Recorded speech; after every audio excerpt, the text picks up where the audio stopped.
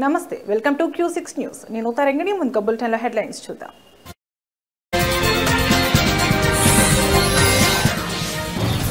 ఉగ్రదాడులతో భారత్లో అశాంతి సృష్టిస్తే మౌనంగా ఉండబోమని ప్రధాని ఉగ్రవాదాన్ని పాకిస్తాన్ ఒక యుద్ధ వ్యూహంగా అనుసరిస్తోందని మోదీ వ్యాఖ్య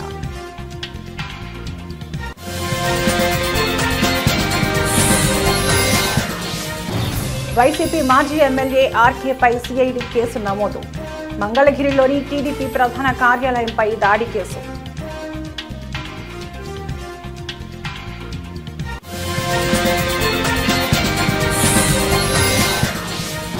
సినిమా హాళ్ల నిర్వహణపై పవన్ కీలక ప్రకటన థియేటర్ల బంద్ వెనుక శక్తులపై విచారణకు ఆదేశించిన తేల్చాలి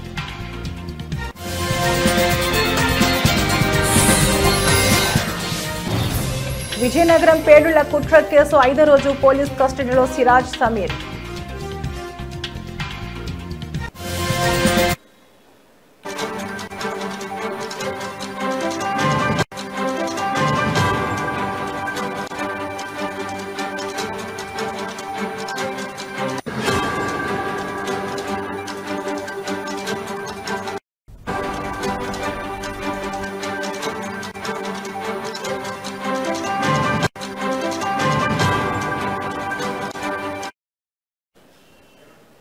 బ్రేకింగ్ న్యూస్ చూస్తున్నాం. దేశంలో ఉగ్రవాద దాడుల ద్వారా అశాంతి సృష్టించాలని చూస్తే సహించేది లేదని ప్రధానమంత్రి నరేంద్ర మోదీ పాకిస్తాన్ను హెచ్చరించారు.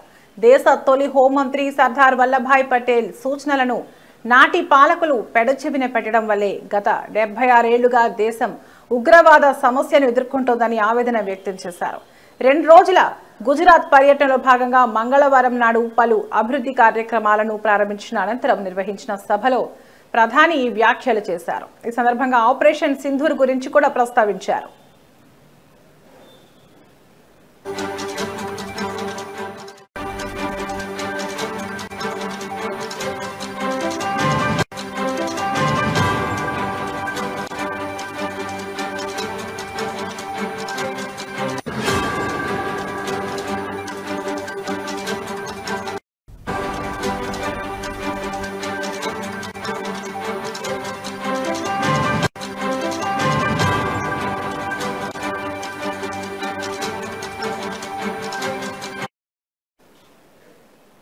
ఉగ్రవాదాన్ని పాకిస్తాన్ ఒక యుద్ధ తంత్రంగా మార్చుకుంది. దీనిని భారత్ సమర్థవంతంగా ఎదుర్కొంటోంది.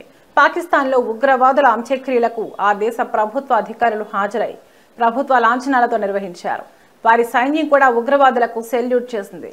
ఇది ఉగ్రవాదం కేవలం పరోక్ష యుద్ధం కాదని పాకిస్తాన్ అనుసరిస్తున్న యుద్ధ వ్యూహమని స్పష్టం చేస్తోంది. దీనికి తగిన రీతిలోనే భారత్ స్పందిస్తుంది అని మోదీ అన్నారు.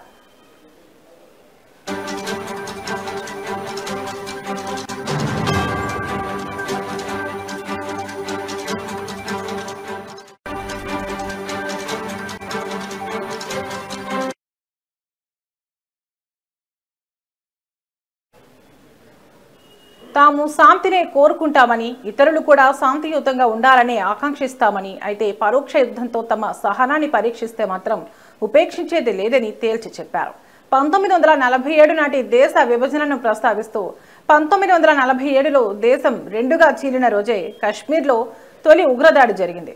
సాయుధ ముఠాల సాయంతో పాకిస్తాన్ కశ్మీర్లోని కొంత భాగాన్ని ఆక్రమించుకుంది.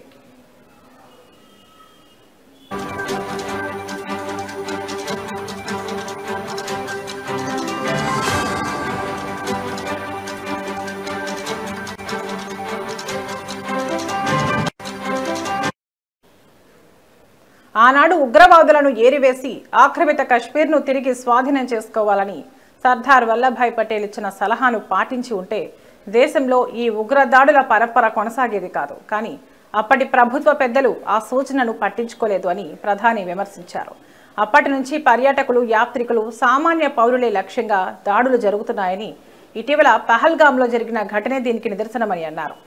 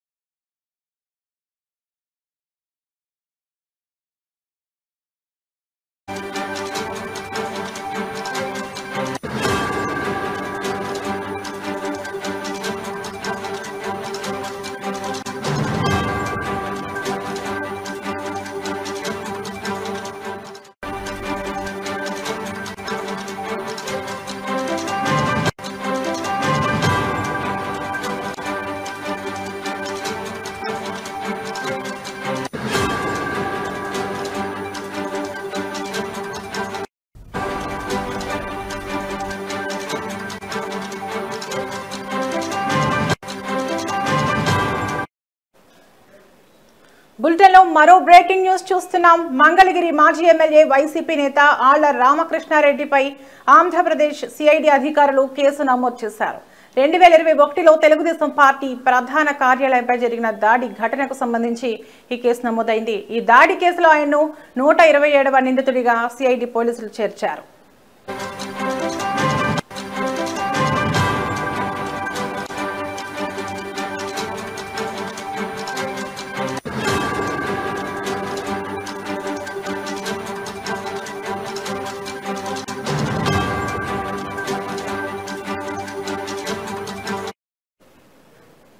ఇక వివరాల్లోకి వెళితే గత వైసీపీ ప్రభుత్వ హయాంలో 2021 అక్టోబర్ 19న మంగళగిరిలోని టీడీపీ కేంద్ర కార్యాలయంపై కొందరు దుండగులు దాడికి పాల్పడ్డారు.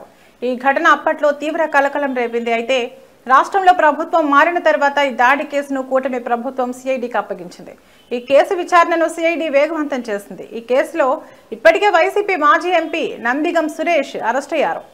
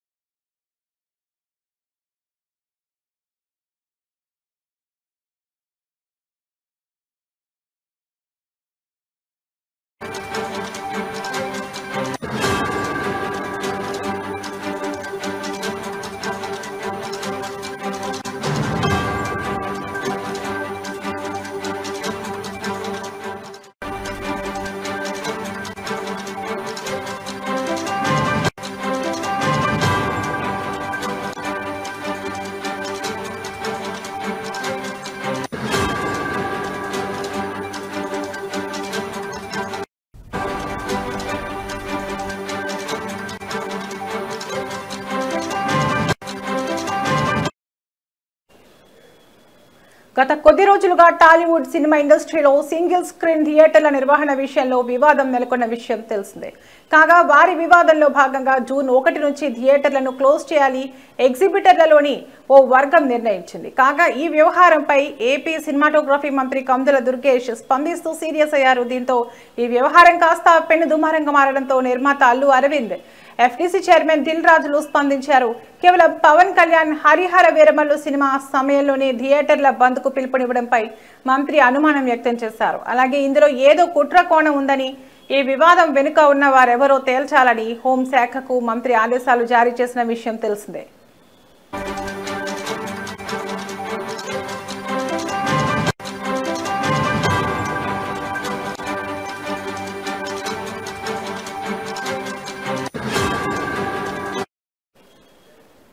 తాజాగా సినిమా హాళ్ల నిర్వహణపై డిప్యూటీ సీఎం పవన్ కళ్యాణ్ స్పందిస్తూ సంచలన ప్రకటన చేశారు.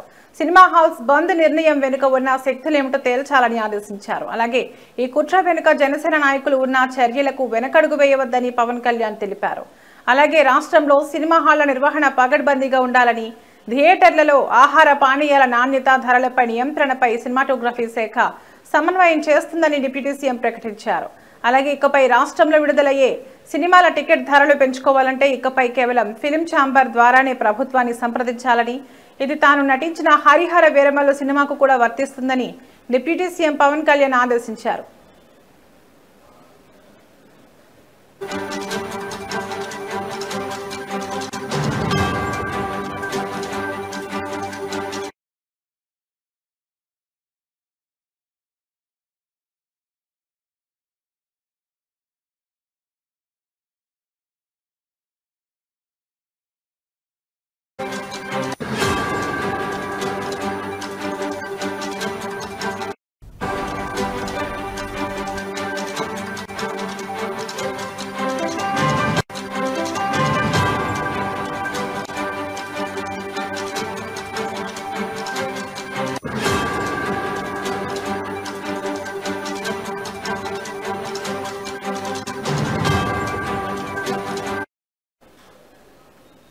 ఓబులాపురం అక్రమ మైనింగ్ కేసులో దోషిగా తేలిన గాలి జనార్దన్ రెడ్డిని హైదరాబాద్లోని చంచల్గూడ జైలు నుంచి బెంగళూరు నగరానికి తరలించారు. బెంగళూరులో ఆయనపై పలు కేసుల విచారణలో ఉన్న నేపథ్యంలో అక్కడి పోలీసులు పీటీ వారెంట్ ఆధారంగా ఆయన్ను అదుపులోకి తీసుకుని బెంగళూరుకు తీసుకువెళ్లారు.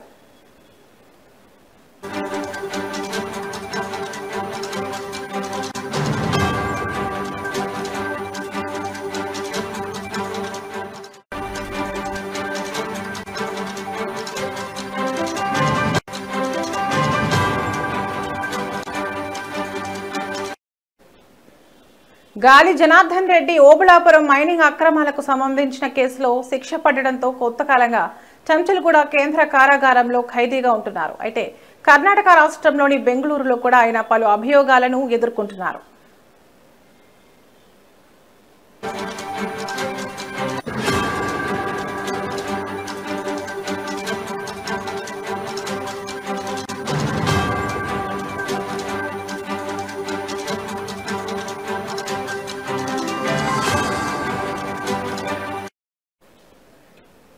ఈ క్రమంలోనే అక్కడి కోర్టు జారీ చేసిన పీటీ వారెంట్తో బెంగళూరు పోలీసులు చెంచల్గూడ జైలు అధికారులను సంప్రదించారు.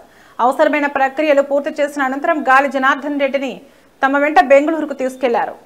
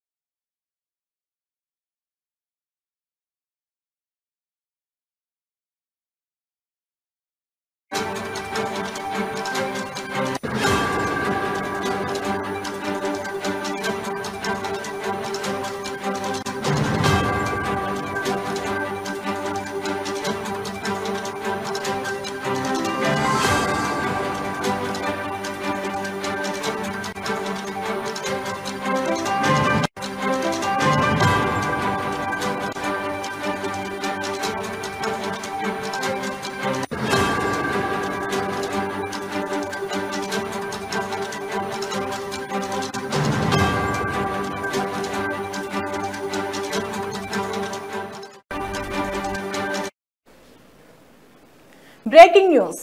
ఉగ్రవాదం పేలుళ్ల కుట్ర కేసులో విచారణ కొనసాగుతోంది. ఇవాళ 5వ రోజు పోలీస్ కస్టడీలో సిరాజ్ సమీర్ ను పోలీసులు విచారిస్తున్నారు. మరో 20 మంది సభ్యులు ఉన్నట్లు ధృవీకరించిన సిరాజ్ సమీర్ ఆ 20 మంది పేర్లు తెలిసినా వారు ఎక్కడున్నారనేది చెప్పడం లేదు. ఆ 20 మంది కోసం తెలంగాణ పోలీసులు వేట మొదలుపెట్టారు. సిరాజ్ అరెస్టు తర్వాత విజయనగరంలో అదృశ్యమైన వారు ఎవరు, హైదరాబాద్ లో సమీర్ ఇంట్లో సమావేశమైన వారు ఇప్పుడు ఎక్కడా అనే వివరాలను పోలీసులు సేకరిస్తున్నారు.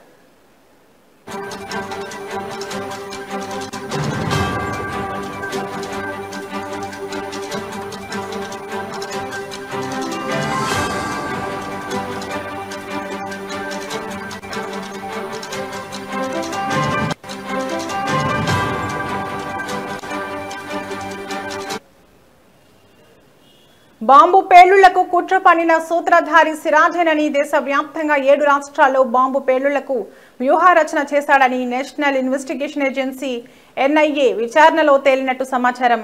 ఉగ్రవాద భావజాలం, పేలుడు పదార్థాలు కలిగిన హైదరాబాద్ కు చెందిన సమీర్, విజయనగరం జిల్లా ఆబాద్వీదికి చెందిన సిరాజ్ ఉర్ రెహమాన్ ను ఈ నెల 16న కౌంటర్ ఇంటెలిజెన్స్ అధికారులు అరెస్ట్ చేసిన విషయం తెలిసిందే.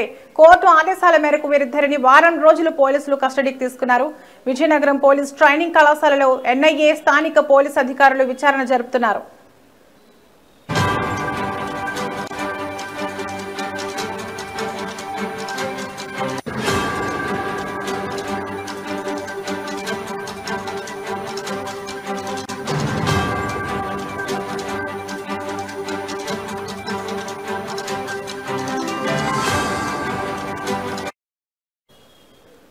గత 3 రోజులుగా నోరు విప్పని సమీర్ సోమవారం పలు విషయాలు బహిర్గతం చేసినట్లు సమాచారం. పేలుళ్లకు పథక రచన చేసింది సిరాజేనని చెప్పినట్లు తెలిసింది. అహీం గ్రూప్ కు అడ్మిన్ కూడా సిరాజ్ అని, అతనితో పాటు మరో 20 మంది క్రియాశీలక సభ్యులు ఉన్నారని చెప్పినట్లు సమాచారం. సౌదీలో పూర్తి స్థాయిలో శిక్షణ పొందిన సిరాజ్ హైదరాబాద్ లో ఉంటూ తరచూ సౌదీతో పాటు ఓమెన్ దేశాలకు వెళ్లినట్టు ఎన్ఐఏ గుర్తించింది. వరంగల్ కు చెందిన ఫర్హాన్, ఢిల్లీకి చెందిన బాదర్, సౌదీకి చెందిన ఇమ్రాన్ తో మిలాఖత్ అటు పాకిస్తాన్ కు చెందిన ఓ ముస్లిం సంస్థతో టైఅప్ అయినట్లు సమాచారం. అహీం గ్రూప్ ద్వారా ఆ సంస్థతో సిరాజ్ సంప్రదింపులు జరిపినట్లు తెలిసిందే.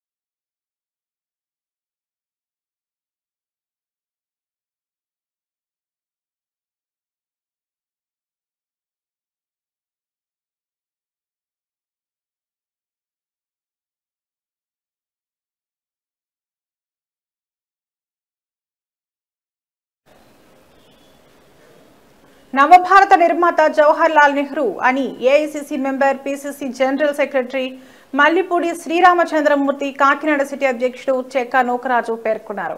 కాకినాడ జిల్లాలో కాంగ్రెస్ కార్యాలయంలో మాజీ ప్రధాని నెహ్రూ 62వ వర్ధంతిని నిర్వహించారు. ఈ సందర్భంగా వారు మాట్లాడారు. 17 సంవత్సరాలు దేశ ప్రధానిగా ప్రజాస్వామ్య, లౌకిక, సామ్యవాద పరిరక్షణ కోసం నెహ్రూ కృషి చేశారన్నారు. నవభారత నిర్మాతగా, పంచశీల ప్రబోధకుడిగా, అలినోద్యమ పితామహుడిగా, పంచవర్ష ప్రణాళికల ప్రాణదాతగా చరిత్ర సృష్టించాడన్నారు.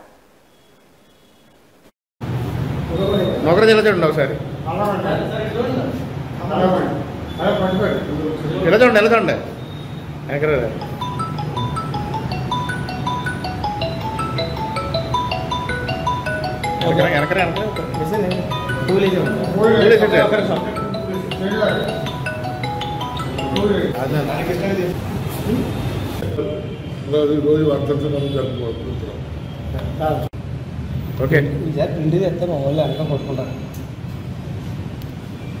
ఈరోజు శ్రీ జవహర్లాల్ నెహ్రూ గారి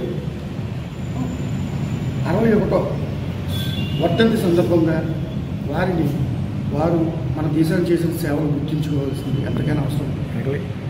కాంగ్రెస్ పార్టీ స్వాతంత్ర యోధుడు మహాత్మా గాంధీ గారి ప్రియ శిష్యుడు చాచా నెహ్రూ గారు. చాచా నెహ్రూగా ఏపీ రాష్ట్ర మాజీ సీఎం వైఎస్ జగన్ గత ప్రభుత్వంలో ప్రవేశపెట్టిన ఇంటింటికి రేషన్ పథకాన్ని ఇప్పటి కూటమి ప్రభుత్వం నిర్వీర్యం చేసిందని డాక్టర్ బిఆర్ అంబేద్కర్ కోనసీమ జిల్లా ఎండియు వెహికల్ ఆపరేటర్స్ హెల్పర్స్ నిరసన తెలిపారు.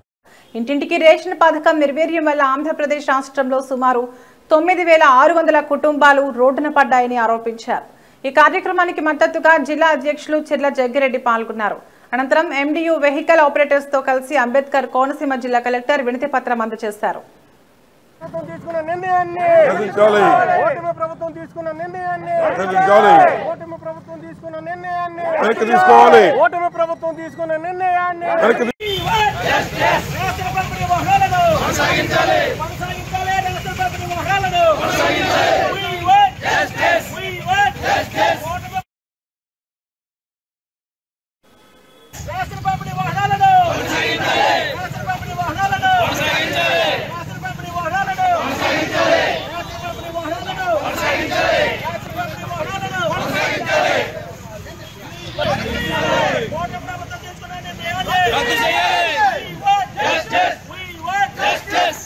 చేసేవాడు కూడా ఆఖరి కోరిక అడుగుతారు సార్. ఈ ప్రభుత్వంలో ఉరిశిక్ష చేసేవాడికి ఆఖరి కోరిక అడుగుతారు. అలాగే ఎండియూ డీలర్స్కి తగినంత సమయం ఇవ్వకుండా, సర్వీసెస్ బాగున్నాయని చేయకుండా శాంతియుతంగా వారి యొక్క విషయాన్ని మీ దృష్టిలో మీరు వింటారు కనుక మీకు ఇచ్చి వెళ్లే విధంగా మొత్తం డీలర్స్ అందరూ వచ్చారు సార్. నాగర్ కర్నూలు జిల్లా కేంద్రంలో ఓ ప్రైవేట్ హాల్లో భారత్ ముక్తి మోర్చా అంబేద్కర్ జాతర కమిటీ ఆధ్వర్యంలో మాతా రమాబాయి 90వ వర్ధంతిని నిర్వహించారు. ఈ కార్యక్రమంలో ముఖ్య అతిథిగా ఎంపీ పార్లమెంట్ ఇన్ఛార్జ్ గడ్డం విజయ్ హాజరయ్యారు. ఈ సందర్భంగా అణగారిన వర్గాల కోసం డాక్టర్ బిఆర్ అంబేద్కర్ చేసిన పోరాటంలో ఆయనకు అండగా నిలిచి తన జీవితాన్ని వెచ్చించి సమాజ సేవలో తనను తాను నిమగ్నం కావడంలో రమాబాయి తన భర్త సామాజిక సంస్కరణల లక్ష్యాలను నెరవేర్చడానికి అంకిత భావంతో మద్దతు ఇచ్చారని కొనియాడారు. తన జీవితం త్యాగం చేస్తూ తన భర్తకు సహాయం చేయడానికి, తనను తాను త్యాగం చేయడానికి సిద్ధపడ్డారన్నారు. ఏజ్లోనే ఆయనకు వివాహం కావడం జరిగింది. నాటి నుండి ఆమె చనిపోయేంత వరకు, రమాబాయి గారు చనిపోయేంత వరకు అంబేద్కర్ గారికి సహచరిగా ఉండుకుంటూ ఆమె చేసినటువంటి త్యాగము, ఆ రోజు అంబేద్కర్ గారికి ఎక్కడ పై చదువులకు పోయినా, ఏటికి పోయినా, ఎక్కడ పోయినా ఆమె నిరంతరం ఆయన యొక్క ఆశయ సాధన కోసం ఉన్నటువంటి గొప్ప త్యాగమూర్తి ఆమె రమాబాయి గారు. ఆమెకు యొక్క పుట్టినటువంటి రమాబాయి అంబేద్కర్లకు పుట్టినటువంటి బిడ్డలకు కూడా కనీసం తినడానికి తిండి లేక, పౌష్టిక ఆహారం లేక, రోగం వస్తే చూపించుకోవడానికి డబ్బులు లేక తన యొక్క కుటుంబాన్ని అంబేద్కర్ గారి యొక్క చదువుల కోసం ఖర్చు పెట్టి ఆయన మొత్తం తన కుటుంబాన్ని మొత్తం త్యాగం చేసుకొని తన పిల్లల్ని మొత్తం కూడా వైద్యం లేకుండా చంపుకున్నటువంటి పరిస్థితి. అంటే తన బిడ్డలను త్యాగం చేస్తే ఈరోజు మనం ఎస్సీ, ఎస్టీ, బీసీ మైనార్టీలు అంబేద్కర్ గారి యొక్క పెద్ద చదువు చదివి ఈ దేశానికి రాజ్యాంగాన్ని రచించి ఈ దేశానికి హక్కు. ఇవి ఇప్పటివరకున్న బులెటిన్ అప్డేట్స్. మరో బులెటిన్లో మళ్ళీ కలుద్దాం. నమస్తే.